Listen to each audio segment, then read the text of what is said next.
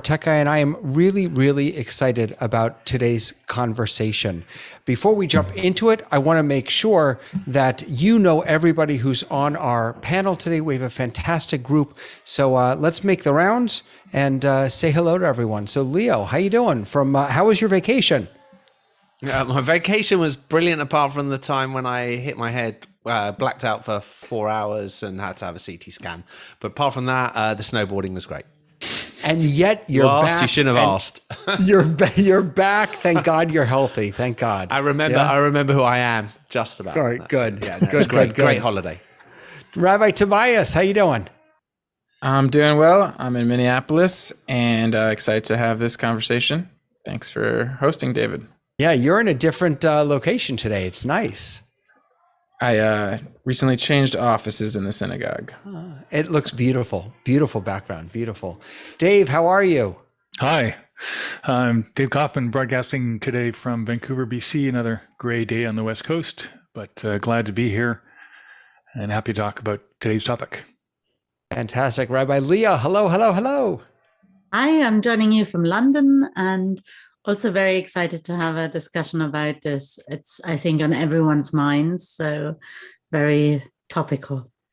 Fantastic. And Marty, I'm coming to you last because you have a special guest who's joining us today that I want to let you introduce. But first of all, it's good to see you, Marty. How are you? Well, thank you, David. I'm doing pretty well, thank you. The weather here on the East Coast is warming up some, which is a really nice change. And, I've been looking forward to this discussion for a while. It occurred to me that there are so many threads that this discussion we could pull on to see where they lead to, such as define the ability for a house of worship to define or determine who their online congregants or worshipers are, and defining who they want them to be, and how accessible you want your opportunities for worship to be. And I'm sure we're going to get into this, and this is going to be fascinating. But I do want to introduce a special guest that I invited here today. And I'm one of the very few non-clergy on the panel. So I want to introduce the Reverend Elise Vigiano from the Episcopal Church, St. Paul's Episcopal Church in Alexandria, Virginia. And I know her, and she owns the title Elise the Priest. So welcome. That's right. Thank you so much. I'm excited to be here. It really is fantastic to have both of you with us and the entire panel. Thank you so much for being here. So, friends, our conversation today was all prompted by an article in the New York Times, Why Churches Should Drop Their Online Services. This was an opinion piece. I apologize for the noise in the background. I have preschoolers being dismissed. This is an opinion piece from January 30th, written by Tish Harrison Warren. And what I wanted to do is share with you just one paragraph from the article, which I think in many ways really sort of sums up what her argument is, and which prompted a lot of really thoughtful letters to the editor. I think, Tobias, you had written one, actually, I believe. That's correct. Not published, but written. So I looked for it and I didn't see it published. All right, so here's what she writes in her article, which I wanted to share with you all. Whether or not one attends religious services, people need embodied community. We find it in book clubs or having friends over for dinner, but embodiment is a particularly important part of Christian spirituality and theology. We believe God became flesh, lived in a human body, and remains mysteriously in a human body. Our worship is centered not on simply thinking about certain ideas, but on eating and drinking bread and wine during communion. That really struck me, the argument about embodiment. And that is, of course, from a religious perspective, it makes perfect sense, and it's very profoundly important in Christian theology. But the idea more generally about embodiment, about being around the warmth of other human beings, is something that I think all of us can relate to. And so her argument essentially was, once this is over, stop. Stop the online stuff, get back into the churches, get back into the synagogues, get back into the mosques, because that is really vital. So Elise, if I could, I'm just going to pop over to you real quick because I'm curious about your response. First of all, maybe tell us a little bit about what you do in the church, but also the specific argument about embodiment. Does that resonate with you? Yes. So one, thank you for pulling out that piece, because I think when I read the article as well, that's what I also was struck by. But I guess I'll back up. So St. Paul's Episcopal Church is live streaming their services at 11 o'clock. That is, and then we also stream a Wednesday Eucharist at noon. Initially, we were pre-recording, and now we're into live streaming our 11 o'clock. My role in all of the live streaming, and it's actually many thanks to Marty, was to prepare to get our ability to live stream up and running. And right before the pandemic, we were doing a sound upgrade. Marty installed the software and the proper materials so that we actually could be heard the best that we possibly could be heard through the live stream. And that essentially saved the day in terms of people watching the service. So again, my role is sort of continuing to oversee what this looks like when we totally shut down, and then what it's going to look like in the future. And the embodiment piece, why it related to me and what I'm sort of feeling at this point. Well, I will also say we will never, St. Paul's Episcopal Church in Alexandria, Virginia is not ever going to stop live streaming, even though we might change what that looks like. We're never going to stop live streaming. We know that it is a tool, and we know that people are coming to Christ through it, and those that are unable to make it into worship are able to utilize this as a tool. I think the embodiment piece that is striking to me is that Christ has given the church to be the community, the hands and feet of Christ into the world. And so you could argue in terms of the embodiment is like, if you're looking to find your ear or your nose or your other eye, turn to the church, and you're going to find those people that are going to make up the rest of that body. And I think it's been hard to realize that through technology, through the live stream. Yes, I can academically get myself there. I can believe that other people are on the live stream with me all at the same time, but actually being physically present with other people and knowing that we're working together to be Christ in the world is critical. So I agree that, the live stream does hurt that, but I also think we shouldn't get rid of it altogether. And because it has been such a useful tool. I guess the last point is God's grace is such that I do not want to limit the medium in which God can interact and intervene and be present to us. And I myself did a funeral over Zoom and profoundly felt God's presence and love in that. So it's maybe not what it ought to be. Live stream isn't what it ought to be, but it is where we find that we need to have it as a part of our worship experience. Thank you so much for that. Tobias, can I throw it to you? Because you wrote a letter to the editor, I'm curious what your take was from, I'm not sure if it's from a Jewish perspective or if it's just from a religious perspective. Yeah, well, I think that I always go back to the example of in the time of Ezra and Nehemiah, how the Torah reading for a group of Israelites who had been in exile and had got some distance from tradition, the Torah reading had to be brought to them in the marketplace, out of the temple, out of the typical religious domain, and into just the life of people. And I think that's a lens that is important. on this moment. And as one of the aspects of my letter to the editor was, more and more life is happening in all types of remote or virtual ways. Things that we never thought would happen in this way, and some things that could have been expected.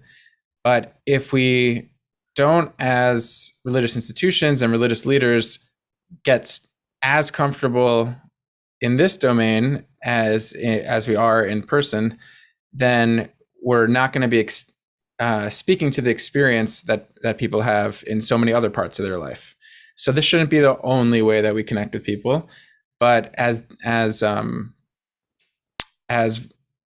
remote, Zoom, hybrid, virtual experiences permeate throughout the rest of life, religious leaders need to be comfortable with this medium, and even pushing it to find, what are the best ways to remain spiritual and embodied humans on this end and on that end of the camera, in this reality.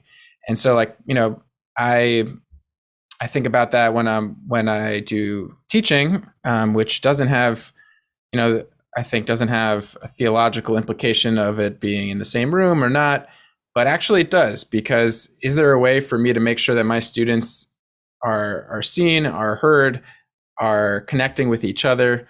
That's of ultimate importance to me as a teacher when I'm in the room and when I'm on a Zoom. And so if I didn't really lean into this medium, I would never get there.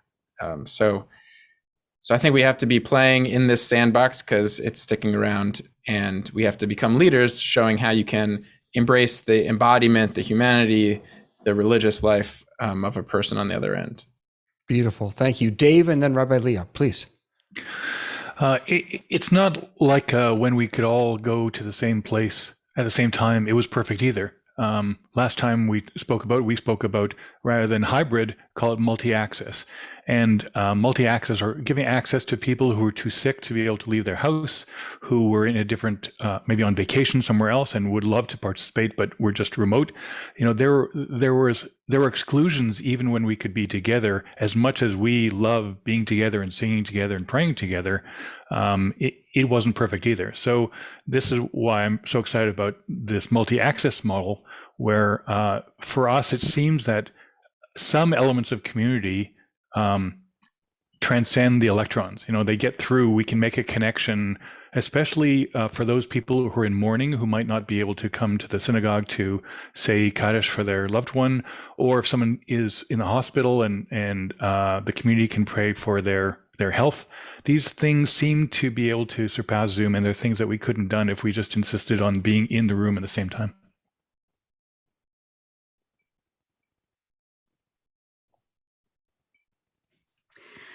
So I think one of my favorite teachings is by Rabbi Larry Hoffman, who talks about the fact that in Judaism, spirituality isn't a vertical thing, it's a horizontal thing.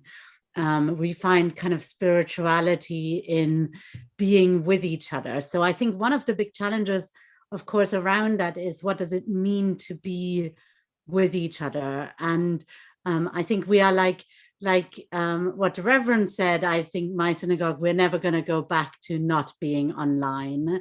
But I think we are very intentional in thinking about, what does it mean to be together, and what do we actually mean by coming together, by praying together, by being a community, and how does that look different for in the room versus online? And I think one of the things that Dave said, it's not like it was perfect before. Well, actually, it's really fascinating. One of the things, for example, that I've noticed in our community is that people really notice who are the mourners, because you can see their names on the screen. And when the name is read out, people hear the name. In the past, when you were sat in the congregation, you were just sat there and nobody came up to you afterwards and said, "Oh, I'm sorry to hear about your loss," or "Tell me a little bit about your father whom you're remembering this Shabbat."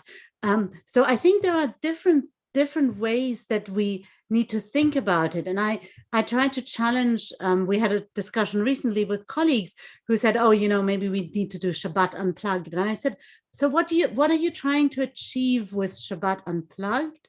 And is there a way of achieving that also online in a multi-access forum? Because I think it's absolutely right. There will always be people who cannot be physically present, whether that's by choice or because of restrictions due to health or location or so. Yeah. In the chat, Michael J. Wrote that we've tried to teach that we can make our homes holy spaces. I need to bring that down a little bit more for you to see. I apologize. Well, there it is. You get the idea. We've tried to teach that we can make our homes holy spaces during services. So if you choose not to be in person, you can connect with God and community where you are. One of the things that came up, and Leah, I'd love to hear your thoughts on this in the article, was that online church, in her words, diminishes worship. It actually negatively impacts the worship experience and us as worshipers. What do you think? She have a point? I think it depends. I think some people are really feel that some people are not very versed, especially in the Jewish community, are not very versed praying on their own. We haven't been really good at teaching people how to actually pray on their own. We teach our kids how to sit in a service, but not how to pray on their own. So I think some people found that really tricky in the beginning. But I think many people have learned over time, actually, that there is some beauty and that there is the space for oneself is also important while being wrapped in community. And I guess what I would say is there isn't really an either or, right? Because it's not like any of us who are saying we're going to stay online are saying, but we won't ever let you in the building. And I think one of the beautiful things that we're seeing now that we're kind of coming out of the pandemic is that people are traveling. Even some of our members who've joined us from overseas. I mean, we had members who literally moved homes, countries, to live near our synagogue because they really wanted to be present there in person also. But every week now we have people who are coming from afar, who are part of our online community, who are there, who we can celebrate. And it's so deeply enriched us as a community. I wouldn't want to lose that moving forward. Elise, do you have your online participants enriching your community? So there you go. Am I there? There we go. Thank you.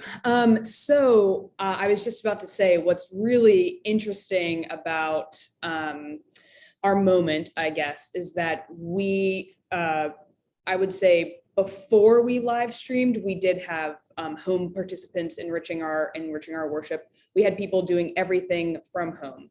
Now that we've moved into a live stream setting, we are not channeling people in or getting people into the worship space from their home during the live service. And I wanted to push back against saying that that worship is diminished via live stream. I don't, and I also want to tie in Marty here because he's made me really think about what is the experience that people are having from home and how we are making worship accessible to the folks in the home so that they feel like they're being taken care of, that they feel like it's a hospitable experience. We're not going so far as live stream, channeling somebody in, but giving them all the tools that they need to worship in the moment when they want to. So we've done things like added the hymn text to the screen where actually it's a much easier experience for those that may be handicapped or can't. We have multiple books in the pews. Now you can just see it on the screen while we're worshiping and versus juggling all the books that we've got in the Episcopal Church. So I don't agree with what she said in terms of that it diminishes. I will also say that it also depends on the style of service. So we're about to think about a new Tazay service, which happens in the evening. And we're trying to figure out what is sort of the best lighting, what's the best angling, what's the best way to capture this experience. But ultimately, the Taizé worship experience is profoundly different when you are in person, surrounded by the hymns and the chants that we can get close to capturing, but we cannot fully mimic via live stream. And the other, I guess the final sort of part of how I said that it was a tool, also people in the Episcopal Church don't know what Taizé is at all. So this is the first opportunity that they can see and not have to, get in their car, drive to a sanctuary and, not enjoy the experience. They can test it out, see if they like it, and then hopefully come in and be there present. So Yeah. it's hopefully a stepping stone into being present eventually. Yeah.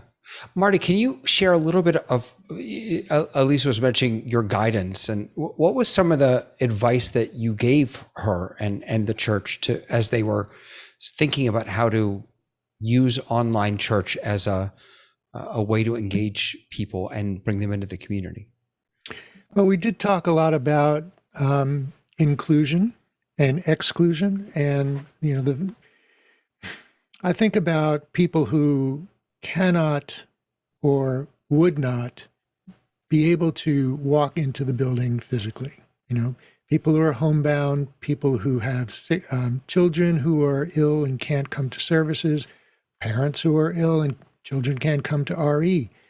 I also think about people who are in other communities, physically, geographically distant, who may not have a house of worship near them that they could attend, but they really want to, and they want to have some sense of community, even if they're not physically located near them. Online services gives them the opportunity to join any church they want to. It gives your church, house of worship, synagogue, mosque, the ability to reach out on a national or international level to people, to draw them into your particular service, to your ministry, right? And in terms of engagement, well, that's it's a whole different level of style of worship and technology and staffing that's required. So that's a different conversation.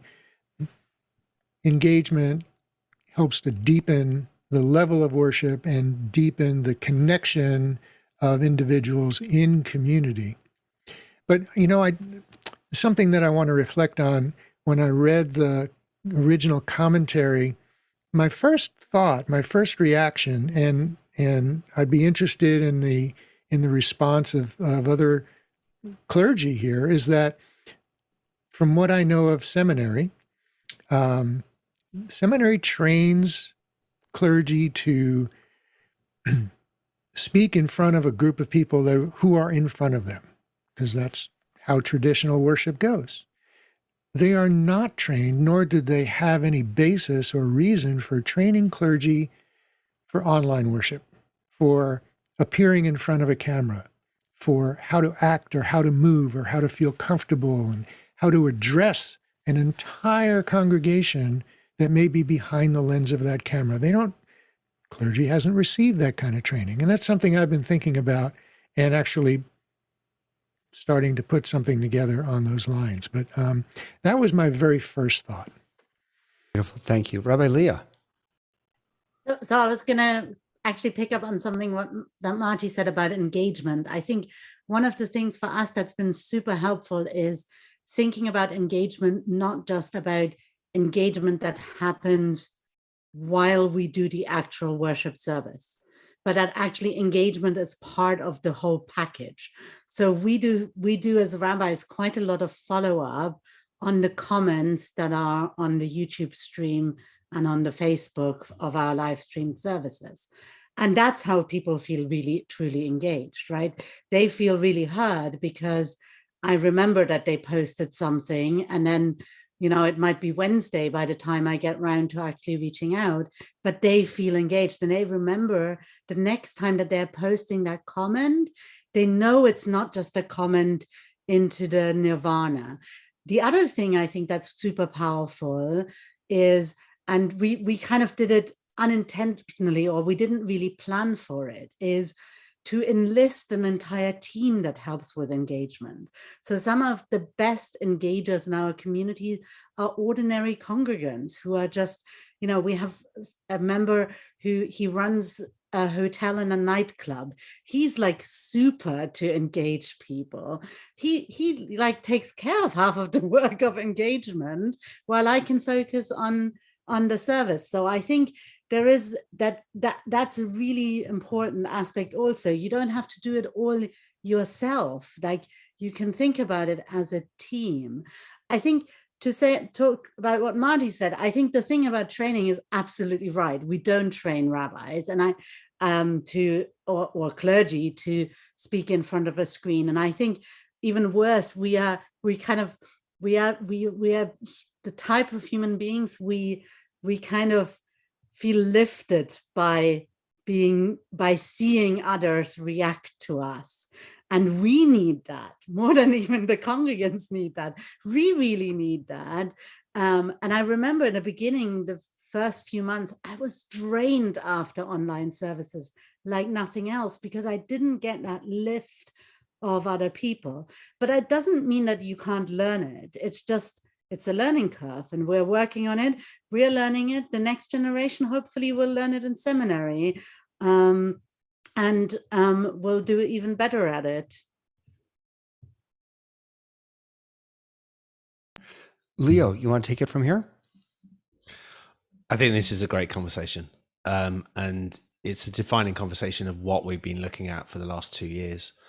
To me, you look at this and you say, and you can look at this in every religion, you can look at milestones that they've gone through, and you can sit there and go, we sit there, we've got Passover coming up, and we talk about next year in Jerusalem. Does that mean to say that what we're doing at the moment is rubbish because we're not actually following that? We're not, I would say that probably 90% of the people on this watching this will not be in Jerusalem next year. Does that mean to say that you're invalidating everything they're doing? And we even sit there and talk about by the rivers of Babylon, we sat down. What I'm saying is that if you define your need to be there as the only point of religion, you're missing the point of what religion is there for and why it drives forward. And as people who've been in on this will know, my background is in sport. I'm the least religious person on this thing here, but my background is sport. I sat there and listened to people telling me that if we take sport online, if we take sport on TV, we're going to lose sport. Sport's going to end. I don't think the Super Bowl this weekend is going to be an ending point. There's going to be more people watching it online than there are going to be in the stadium. And that is the reality of where these things go. And I just think we've got to be careful. I know it's really scary. I know that the rabbis and the priests out there are, this is super scary. Because, as you said, nobody went to this. There wasn't a class on this. But you're sitting in a room, and at the moment there are 7 other panelists. Most of them got more knowledge than I have, who are going to give you information from around the world. Now, you tell me that is a bad thing, and we should have just only talked to the people who can rock up to your front door. I'm just not sure that is the only way forward. And I just think it's just a fabulous conversation. And I just really, Elise, you're just loving what you're saying on this. It's just really great. Thank you so much. Elise, before I come to you, I just want to welcome Adrian, who just joined our panel. Adrian, did you want to jump in? Go ahead and Yes, unmute I yourself. did. I'd like to say that, first of all, I am not very long into being into the religion as much as I have been, particularly over the past 16 years. And I'm probably older than all of you put together. But I will say that one of the things that has been wonderful at our synagogue, both on Friday nights and Saturdays, is we have now had interactive services. So our general congregation is now taking part in the service. So the rabbi is not standing up there preaching to us, or as he put it, he was so thrilled that this is happening.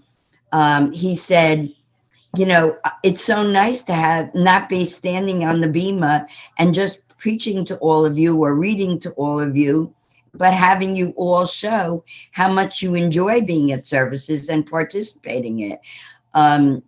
Whether we're doing part of the Hebrew or we're doing the English, or in the middle even of a Torah reading, actually asking a question about what that Torah reading really means today or what it meant then. We've had more people become active this way, and we hope that, I mean, we have opened the synagogue, although the past few weeks we've been closed again. And part of the reason is, like, people like me, I won't drive at night to where our synagogue is because the roads are so twisted and turned and so dark.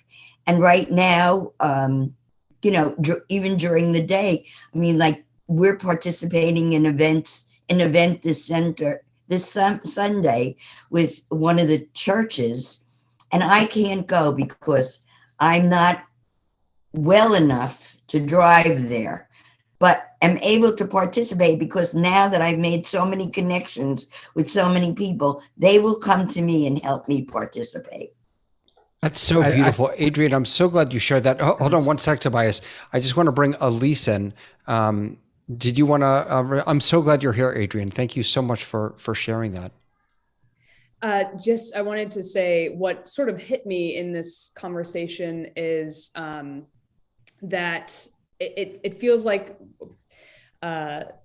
there is formation to be done. And this is actually what I've been thinking a lot about. There's formation to be done about teaching people the theology of what all of this means and what we are doing. And what I've been frustrated with in terms of the Episcopal Church is that we're moving forward without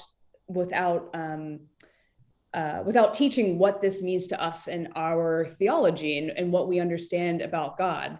And rather than sort of sitting back thinking, okay, this is what going forward in this way and understanding, people in a more, not just embodied, but also embodied online, we're not having that conversation. And so unless we talk to people or educate people or start discussing what having technology in our worship means, then we're doing everybody that's participating in the worship experience a disservice. So it would be, if we don't make valid, if we don't talk about why, yes, the people online are important, we would be missing the Adrians in our midst. And I don't think the Episcopal Church at large is having that conversation because we're so hung up on getting the technology right, making sure that we're, the most hip in terms of where we're producing it, where we're putting it, versus thinking about what this means to our theology, what this means to be us, a community at large. So I love that it sort of just struck me that it's not just about the tech and having it, but also what does it mean for us and as a people. Mm-hmm. Yeah, well, I wonder, once we're 10 years into the future or whatever number, does the tech kind of disappear and we're all still humans like we've been for the last thousands of years? And so it's kind of an open question still to me. What are the theological implications? What are the religious implications? Does this really change things? Or if we get it right, it just starts feeling and is more of a continuation, just like, in Judaism, there was the transition from oral Torah to written Torah, back to oral culture, back to written culture, but now we have books, but now we have the printing press. And yes, it changed things along the way, but in the grand scheme of history, you start feeling like it's all one continuous transformation. Adrian, I wanted to pick up on a point you made, which was that your virtual interactions then create a community and can bring you back in person to things because you now have the relationships and the favors from friends and all of that. And that's kind of what stunned me the most about the article, was the assumption that keeping an online engine of some kind is that it's a zero-sum game, that if we do anything online where it takes away from what we can do in person. But what I've been seeing much more often is that a family's here one Friday night and then they're on Zoom the next Friday night, and they're more involved in the flow of the synagogue because even when they're on vacation, they can still be at a service.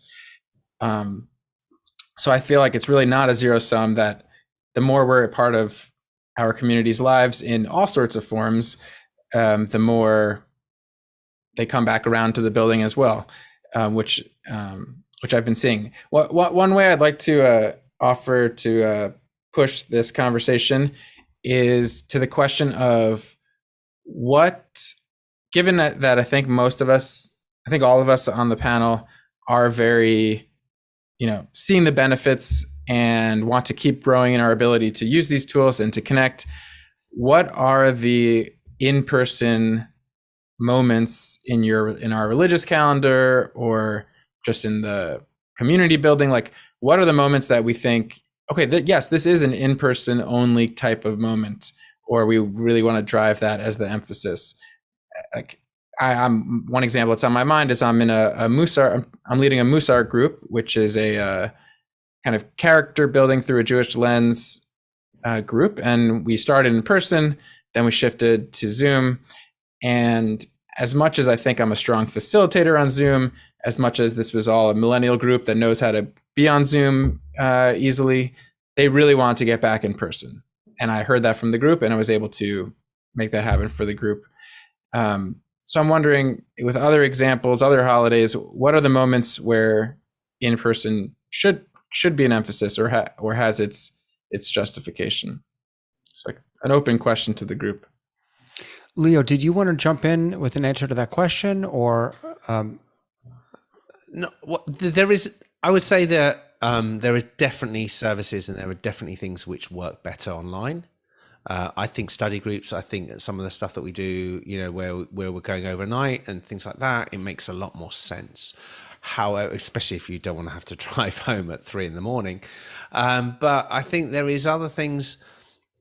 I never like to look at this. I don't like it when it's a binary question, because it's like, why has everything got to be down to binary? Why has it got to be you have to do it one way or you have to do it another? Why is there only one way to do things? And it's like, that just to me doesn't make sense. It's, these things should be different ways to different things. And I think what you summed up very well. You can have a Friday night Shabbat online one week, and you can have it in person the next, and it doesn't mean one was an inferior and one was a better. It's just different. They're just very different, and you've got to take those things. I'm just really interested to hear this, particularly I know from Elise and also from Leah, because Leah gets involved in many different religions and how they cross-pollinate and what you see from different types of services. But I do think we've got to let Adrian come back as well, because Adrian on her points there.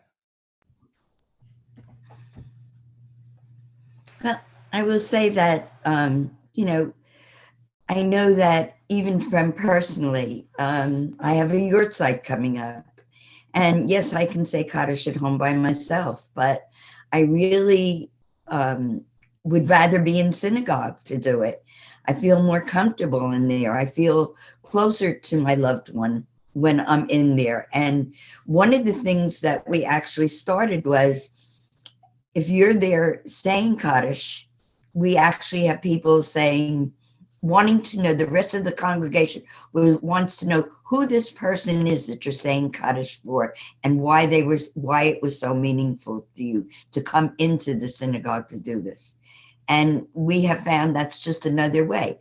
We come in, as much as we can for holidays, or just, like I say, probably when the weather gets better and I can get back behind the wheel and I can drive to temple, I will be in there more Saturdays. We'll never go in on Friday nights. They all know that, because it is so bad from where I am. and it's only 15 minutes away, but it is the most horrible roadway and no lights because it's all uninhabited. It's all like forests on both sides. So, I mean, it depends on the individual. We are planning to do all kinds of programs. And we find that we can get the children from our Hebrew school to participate better when they're at home. And they open up more to us when they feel more comfortable when they're in their own home. Some of the discussions have been overwhelming even for me to hear these young kids and what they have to say about certain subjects. But certainly, you know, and I'm from, I have to say this because it's important, it makes a difference. I am from a very, very small synagogue. When we get 25 or 30 people at a service, we're thrilled. That's like crowding, except, you know, certainly for the high holidays and everything, we'll get 100 to 125 people. That's how small our synagogue is. So it does make a difference. But we now have at least 15 people, which they haven't had before, now interacting during every single service on a Saturday. And we check on each other. Like if we get on and we see so-and-so is not there, we'll call someone and say, are you okay? Are you coming on? Oh, I didn't realize what time it was, or I'm not feeling well, or we just found out someone was in the hospital and that's why they weren't answering us. I mean, it has brought us, and I have to tell you, these 15 people range in age from 19 to 92. No, I'm not the 92, but I'm the oldest female and I am 85. And, you know, it's interesting to be able to deal with young people at 19 years of age from Israel actually joining us. We have people who have gone, as you said, on vacation and from Florida are joining us, or from California are joining us. For me, it's been an exceptional thing because I have children living in Georgia and they come on to services on Fridays and Saturdays.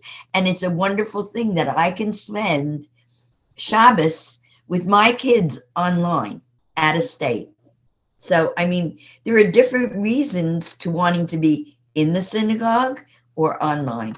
That's very beautiful, Adrian. People on Facebook and YouTube who are watching this are in agreement with Leo also that this doesn't have to be binary. That Adrian, as you said, that it really can be the best of both worlds. Adrian put in the chat over here in the Zoom chat a different Adrian. A different Adrian, thank you. That because of a multi-access service, he was able to say Mourner's Kaddish for his father that he may not have been able to do otherwise. If I could, and then I'm going to throw it to Rabbi Leah and Reverend Elise. Adrian, something that you said really was important. It really jumped out at me, and that was you talked about the engagement level increasing, and that your rabbi loved that more people were engaging in the experience. One of my hopes is that the ways in which online services have improved engagement or increased engagement, that we as clergy will learn from that and bring that back into the sanctuary, that we will stop thinking about sanctuary services as performances where we're up on the stage and everyone else is watching as passive participants. I hope that whether we're online or not in the future, that we can learn from some of the gifts that we've gotten in this time. Rabbi Leah and Reverend Elise, what are your thoughts? So I was going to answer Tobias's question. I think for me, the one thing where I really feel there is a different power to the physically present, really truly, is the funeral. There is just absolutely nothing like the lowering of the coffin and physically taking the earth and hearing it drop on the coffin. It's just, I mean, you can do it online, of course. So my mother-in-law unfortunately died during the pandemic. We weren't able to be there. We were at the funeral. It wasn't that I I don't feel like I wasn't at my mother-in-law's funeral, but I know it was a different experience. And I think it's that bereavement, that moment is such a unique moment. And so I think that power is, at least at the moment, I cannot see how to recreate that multi-access in a multi-access experience. Doesn't mean we shouldn't be streaming funerals still, but there is something where I would say if I have an option, I try to be there physically. I think the other challenge is, Leo mentioned my interfaith work. So one of the projects that I do is I co-organize an interfaith conference, Jewish, Christian, Muslim, where we try to do a lot of actually praying together. We start our morning always with meditations. It worked surprisingly well. We were the most low-tech kind of group you could possibly imagine. The sort of, venue that doesn't even have a bathroom for every bedroom kind of group. And we thought it would be a disaster online because we were like, oh gosh, do people even have computers? And it actually worked really well. I think the only thing that was a challenge is it's a week-long program. So spending all that time in front of the screen is quite hard.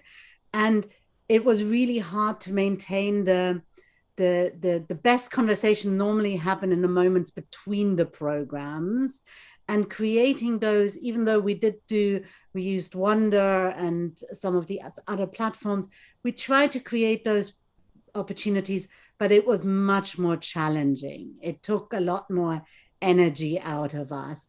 But I think that we will learn to do this better. I don't think we should stop, and we're doing the conference this year multi-access, and it's super exciting because it means we can have 40 participants from Indonesia and 50 from Tanzania, and if we'd have to fly them somewhere, we could afford 5 from each country. So there's huge benefits to doing it multi-access still, even if you lose a little. So you gain a little and you lose a little. Yeah. That's beautiful. I'm going to throw it to Elise and Dave. I haven't forgotten about you. We are going to get to you. But before I do any of that, I just have to share that Adrian just got a shout out on Facebook. Thank you for representing PJC in Central New Jersey. So you're getting some love from the Facebook world. Reverend Elise. Yeah. So I think I will say I am every worship service that we are doing at St. Paul's is first and foremost in person. I never heard the idea of multi-access until this conversation right here, right now. And I am head over heels. I can't wait to share it with everybody, blah, blah, blah. Right now, where we are, and where I do think where the Episcopal Church is at the moment, is we want people to be in the space as much as possible when they can get there. Partaking in the enchantment of the worship is just very much different in person. So, like I said, today's service, I'm struggling putting it online, but we are going to live stream it because we see our live stream as very much a tool, and we're not utilizing it how I'm hearing the other pieces of engagement are. We're a very large parish. We have about before the pandemic, we were seeing over 500 people over a weekend. So the community functions differently. And what's been important is giving people this access. And so if anything, what we're focused on is to always make the worship experience to the fullest that we can in person, and trying to capture that and put it through the live stream. That's where we are right now. And I also am worried. The thing that worries me about purely making something live stream is people getting into the mindset that this is a consumeristic part when religion is not to be consumed, but it is to be lived into. It is to be a part of something, and not just, here's my $10 and I get to be a part of get access, I get the little code.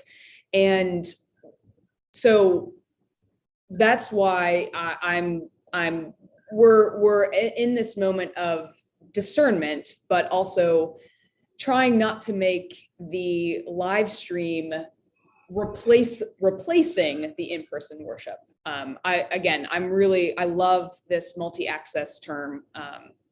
And so all of that to say, summing it all up, everything we're doing in person and we want to do in person, for different events, we're thinking about, should it be in Zoom? Should we live stream it? If we live stream it, what's the pieces that need to be most accessible? And then going from there.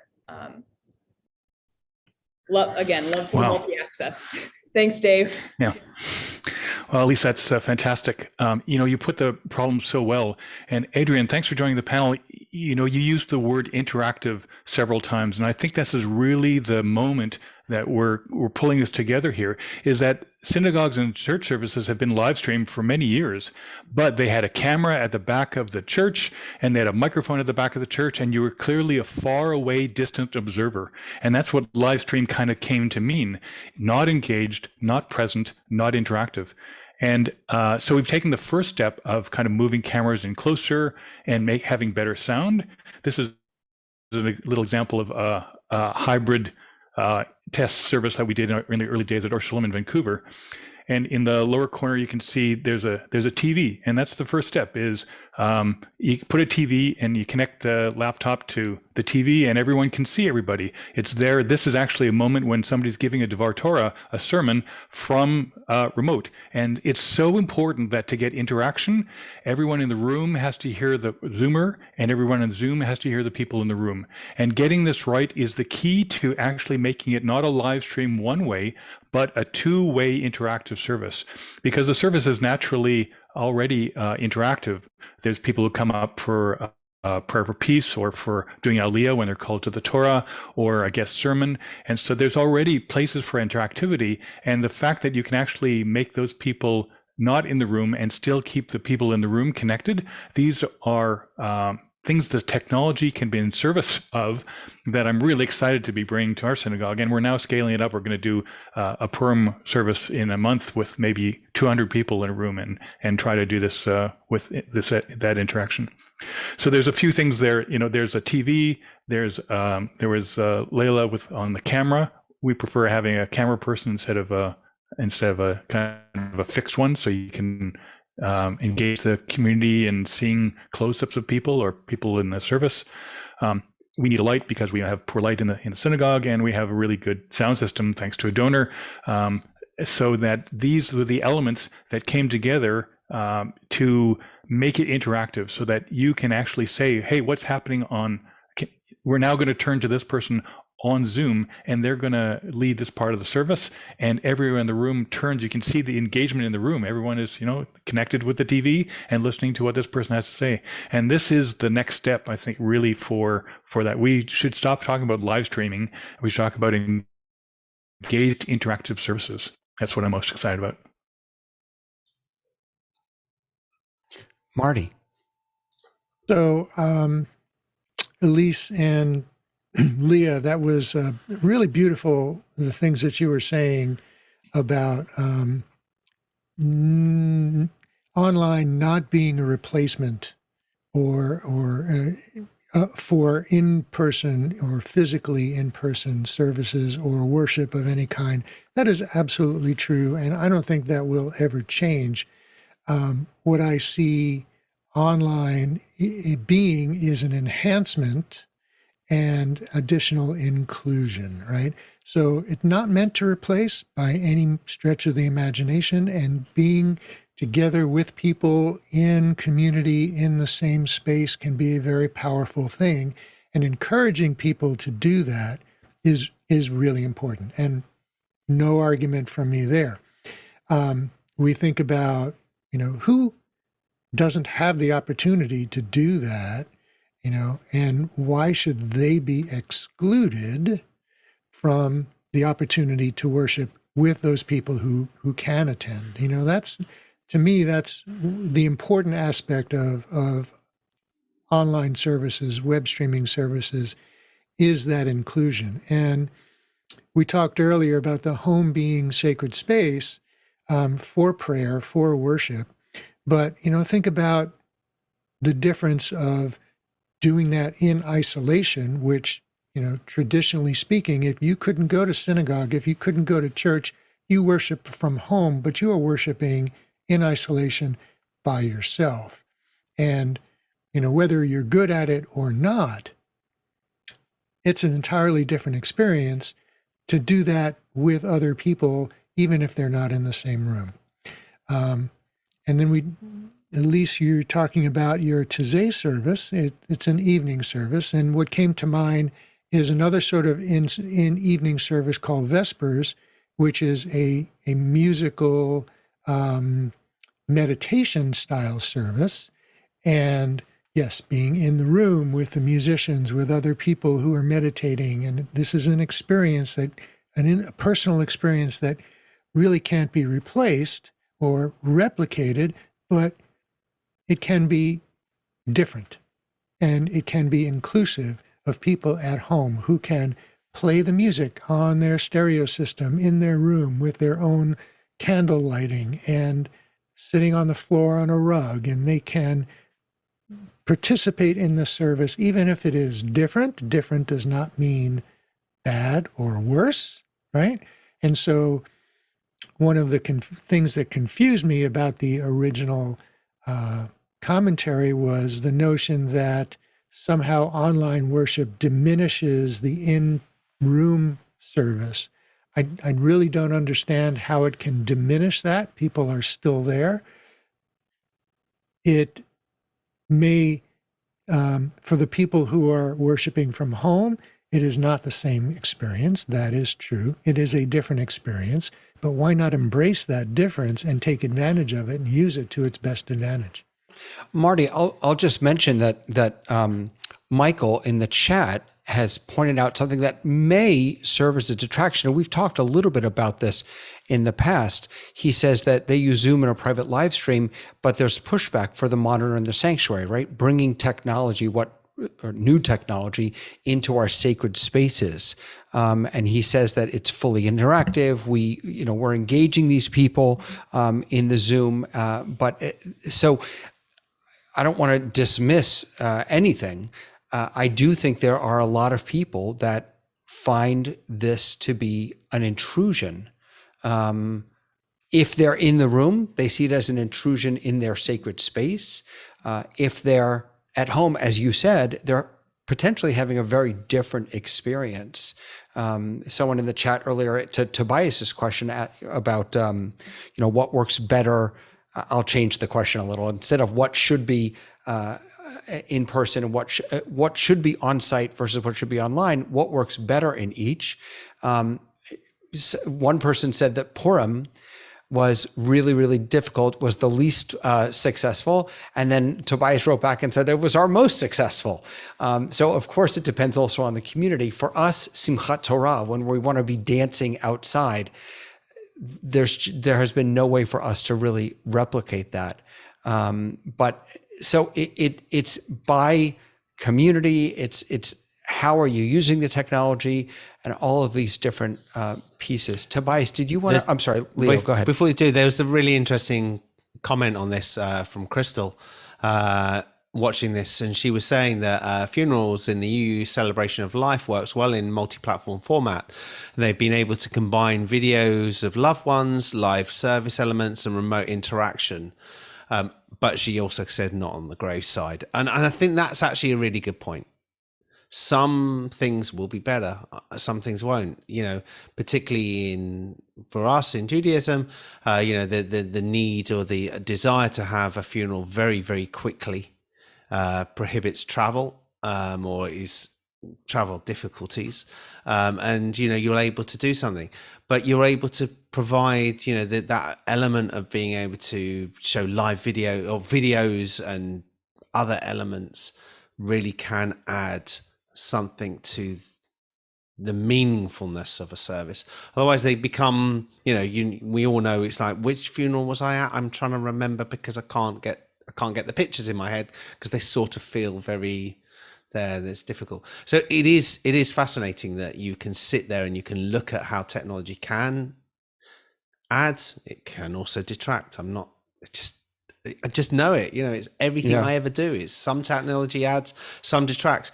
First time you put a screen in any sanctuary, it looks enormous. It takes up the whole place. And then 3 weeks later, everybody's complaining that the screen that we bought was too small. So how does that, just how it works? The same with speakers, same with everything. Yeah. But that's my own view. Tobias. I think an interesting vector of this conversation that we haven't spoken about, or Leo, you kind of mentioned it there, is recording religious experiences, right? And before this version of things, a religious experience was experienced in the moment and then could be discussed and be part of your memory, but there was no post facto exploration of it, return to it. And so now that's like a totally new reality.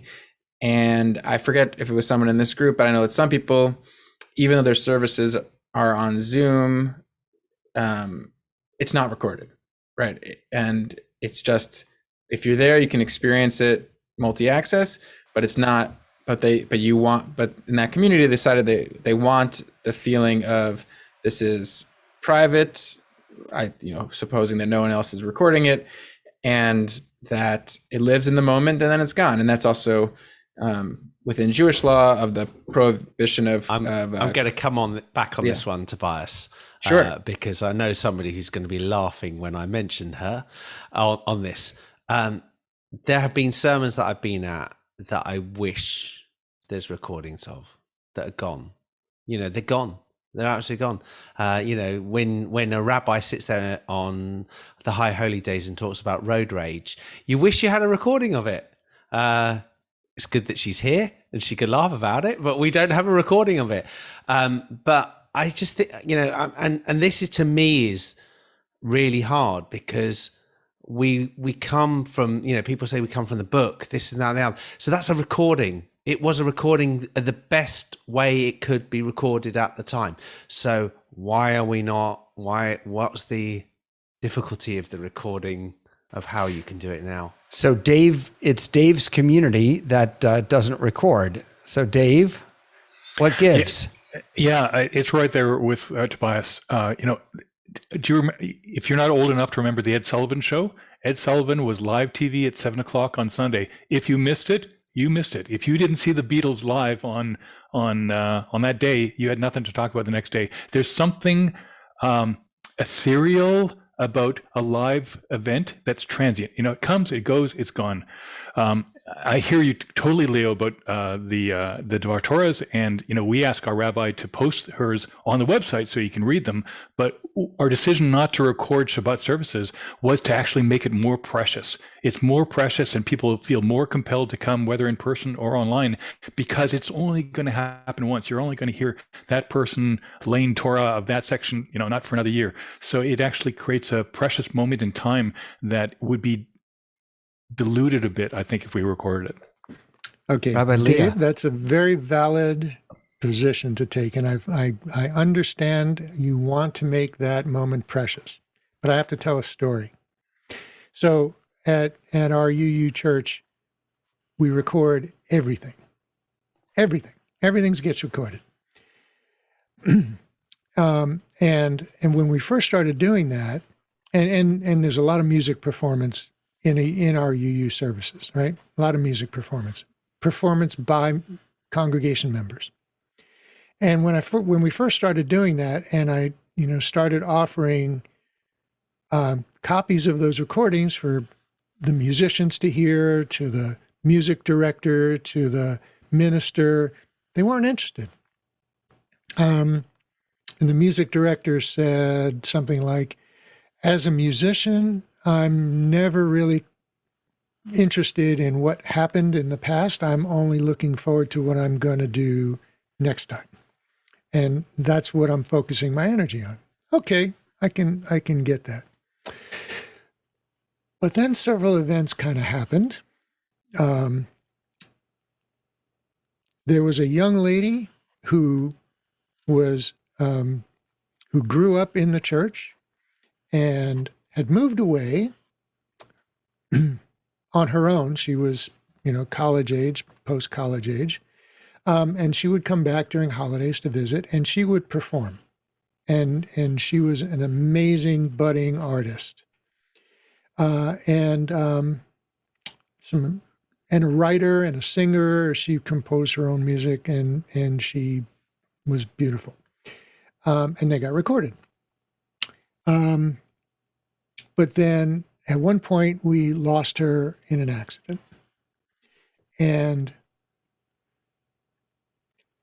those recordings became very precious to the family and are just unimaginably precious to the family. Other things that became important were memorial services, where they were brought together, and they were wonderful remembrances of the lost family. And in some cases, we made the family aware that this would be recording and available to them, and in some we didn't, but we recorded anyway, because you never know when something is going to happen that you really wish you had the opportunity to capture. And when I gave the family the USB stick at the end of the service, they were unaware that this was, but they were like, oh, wow, thank you so much for doing that for us. Even if they never listen to it, it's just something that, helps them to remember their loved one. The other event that happened was COVID. And when everybody was scrambling to figure out, how are we going to do virtual services? My church had this very deep library of content, music performance, sermons, all kinds of things that, they could then draw on. And they had been running, they made it a practice to mine this library, this archival library of music, to do a 30-minute prelude before every service of historical music. And the chat is open during that service, and people become pre-engaged on Sunday mornings. And they are commenting on their memories of when this song was performed and who's performing it. And I remember that, and it's so good to see people in the sanctuary, even if we can't be there now. I mean, there's so many good reasons to record and, keep this heritage of your church and of the people who are performing and participating in services, because a generation or two generations from now, their kids and their grandkids will now have this for them. I mean, it's powerful. So I think I totally agree with what Marty just said. I think we were also incredibly lucky that we had pre-pandemic, the high holidays pre-pandemic, we had recorded our services properly for the first time with good sound quality. And it was an unbelievable gift during the pandemic to be able to rely on those recordings, especially of the music. Hearing people sing in harmony was like unbelievably precious at that moment. I think there is, we record everything. We also leave everything live, basically. But I think there is also a flip side to it. And I remember in the beginning, thinking about this, for those of us who are doing this as our careers, right? It actually takes enormous, self-confidence to know that you are there on your good days and on your bad. And you have to, in a sense, embrace yourself as a whole and say, yeah, especially if you're a bit younger and you're like, I might want to change jobs. They can dig through all my best moments and my worst moments. They never used to be able to do that, right? Your committee could come, maybe send a spy once or twice, but not really. Now they, have hours of material. So I think there is like a lot where we as clergy also have to work on ourselves, and it's hard to watch yourself. And like, for example, I'm a crier, so I cry during my sermons when I get really angry about the state of the world, like about poverty. I cry because it makes me so emotional. And there is like something about like, it's not the prettiest on screen, right? It's real, it's like raw, and we're used to that live. But watching that recorded, it's like it takes that extra of, okay, I'm going to let go and I'm going to offer all of me to the world forever, even when I don't look my prettiest, or it's not so much the looks that I mean, but like, even when I'm not at my best. So I do understand some of our colleagues who get really, really anxious. And it is tough. Like, we had moments where my colleague and I, we sang so badly.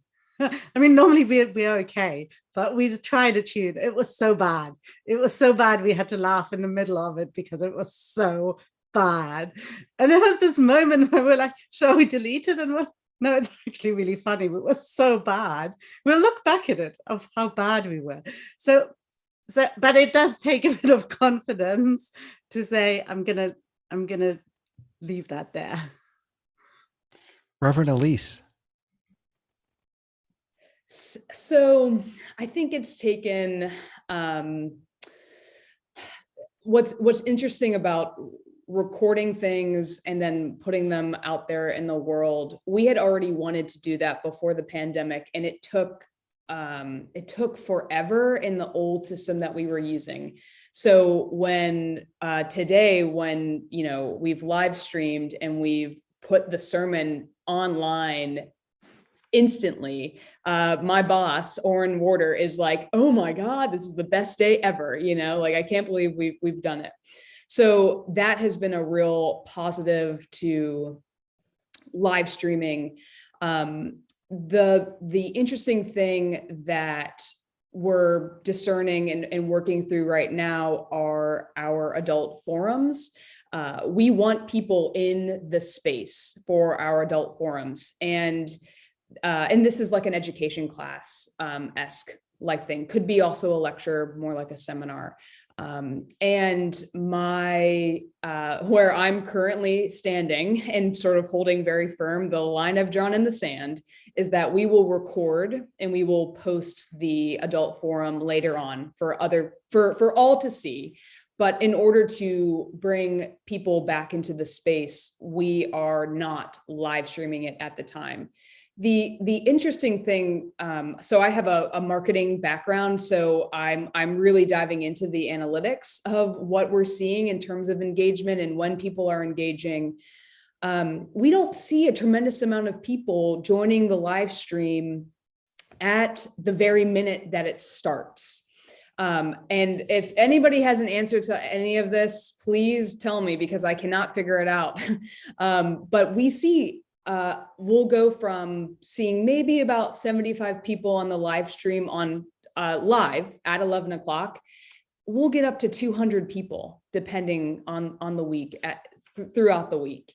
And so part of what I'm trying to figure out in terms of human behavior is, clearly people want these services. Clearly people want to be engaged with their faith. But something is preventing them to getting to the space in the moment at the time. And so they're watching it on their own terms. So that is an incredible thing. But where I'm sort of drawing the line at this point is, if we want people in the space, we're going to record and we will post it later on our YouTube, on Facebook, whatever channels we're trying to get there. So it's, and I will say also initially, we didn't have, why we did not live stream. We pre-recorded and I edited with the help of others, the service together to release on Friday. So it was the Sunday service released on Friday. And we saw people again, watch it throughout the week. And my why I decided to do that with our services initially was so that people knew that we were never not going to go away. They were never not going to be able to make it to a service. When, again, I was watching other churches try to handle these things, people didn't make it. That's not true, but couldn't worship on Sunday because the live stream, the technology went down. And we said, we never want that to happen to people. So we pre-recorded, edited things together and put it out there. And that was truly pure consumption. But then we had like an adult, a coffee hour following our 11 o'clock service on Sunday. And we had a wonderful engagement for a long time, people coming together, talking. Sometimes they had seen the sermon, sometimes they hadn't seen the sermon. So what I'm getting at is we wanted to maintain the trust in the people that were engaging with us. And so depending on what the thing is that we're doing, we're determining whether to record it or live stream it differently at different times. Yeah. It's a fascinating discussion, the difference between live streaming and recording. And also, I had actually asked you before we went on, Elise, about Zoom, multicasting versus broadcasting, right? Are we just pushing content out for consumption, or are we trying to create an experience in which people can engage? I'm also struck by what Rabbi Leah said. I actually hadn't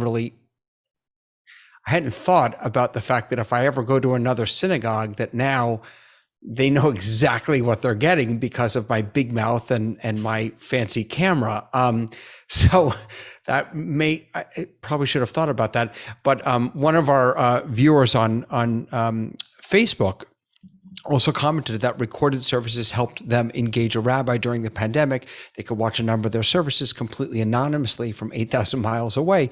I mean, this does give all of us richer, deeper, more consistent access to worship, to learning, to people in some ways, in different ways than when we're on site.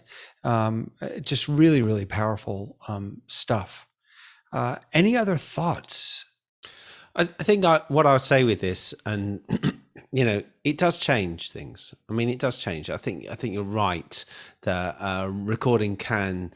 Dave put up some very good points about live is live. I think delivering live is always the best way anyway. Even if you are, maybe it's being watched later, there is a definite difference between, we've all sat there and said, recorded this and we'll put it out, we'll edit it, make it sound better. I can make myself look more beautiful with a bit of makeup, whatever.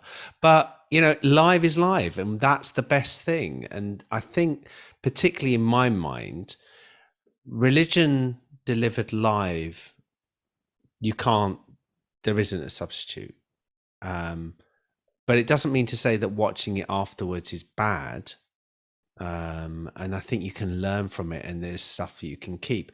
And I think I'm particularly touched about the stuff that Marty was saying earlier. You just hit it on the nail. There are some things that you just wish that you held in a bottle, and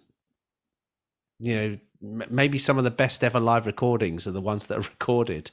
Maybe they were better, but as we don't know, and nobody's got it, we don't know. So, you only go with the best ever live recording, and that sometimes is the bit that maybe is missed, and it's hard. So I think we have the technology now, and that's the big thing probably than we've ever had before. We have the technology and the capacity to hold all of this.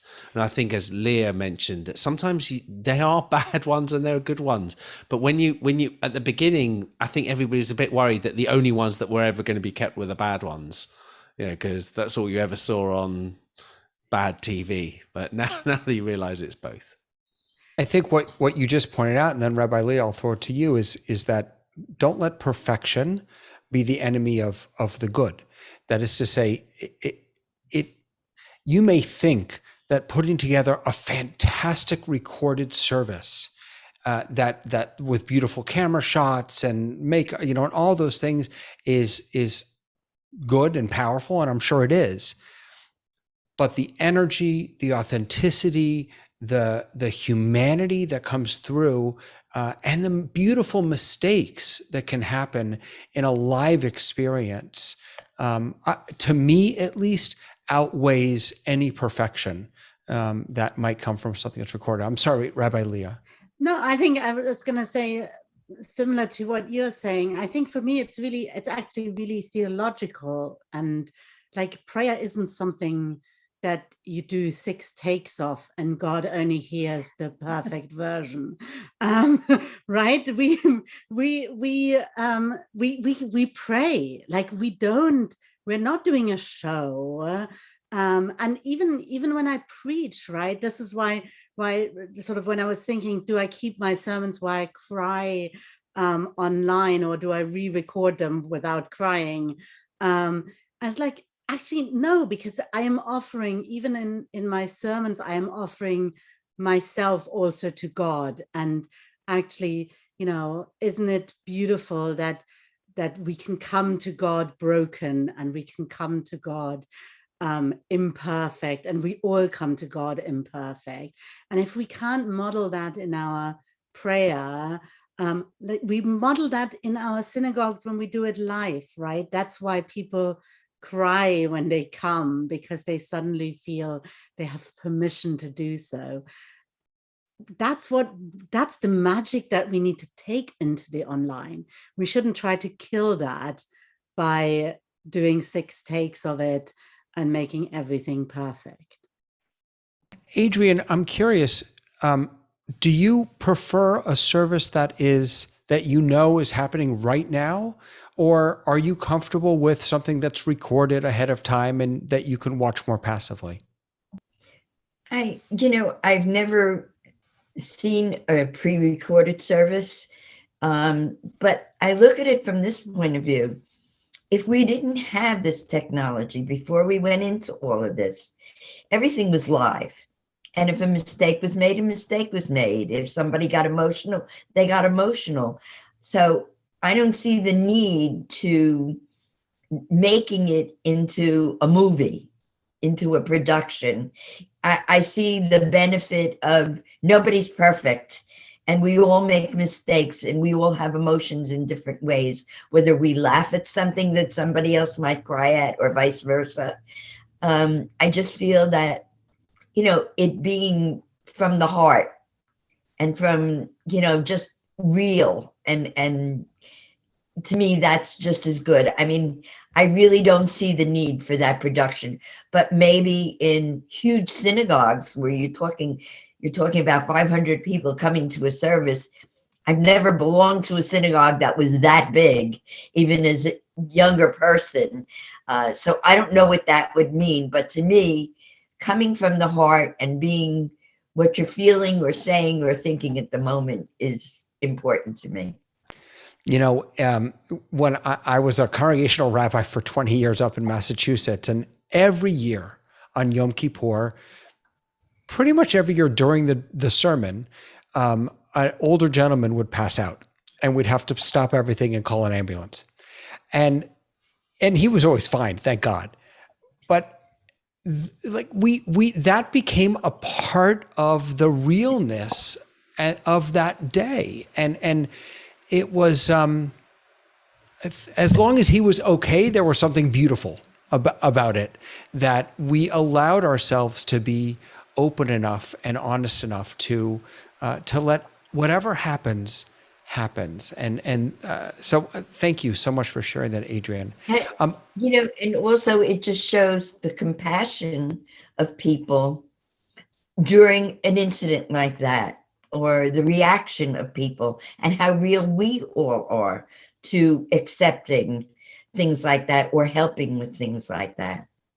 Absolutely. Absolutely. Friends, I want to be conscious of our time. Marty, I'm going to give you maybe the last word, and then we'll wrap things up for today. You need to unmute, Marty. Oh, I think Elise raised her hand. I'd like to hear from her first. Forgive me, Elise. Thanks. I think one of the things that I think I want to convey just ultimately is that one, this having a live stream has offered a lot of opportunity, and I am so grateful. What worries me is ultimately if we don't start to talk about, which we have talked about here, the impact of being a part of worship, truly being a part of it, and not just thinking of it as a consumer, something to be consumed, because that religion all over the place, whether it's, Christianity, Judaism, Islam, it's not only to be consumed, it's to be lived out. It is to experience God's grace, and having the multi-access is critical. I think our culture right now, though, is making the claim generally that we can just consume spirituality, we can just consume faith, and that will and it is just transactional. And so ultimately, I feel like I'm amongst many friends here that agree with me and support me, and that, we're all working to make sure that that's never going to be the case, with technology, without technology. And it's been great to just hear other facets of this conversation. Thank you so much, Marty. Yeah, thank you. That's a really important aspect of this entire conversation, which has been fascinating, and we've pulled on so many threads in this fabric that we're, talking about worshiping in person and online. Just a couple of things I'd like to tie together here is, Elise, the act and the emotion and the experience of worship is something that we all have to keep in mind. And as a non-clergy, as a technologist, as a consultant, as a contractor, as a person who puts his hands on the equipment, there's a whole process that goes into producing, being able to get that service online, and get that service online in a way that best represents and embodies what is happening in the room, right?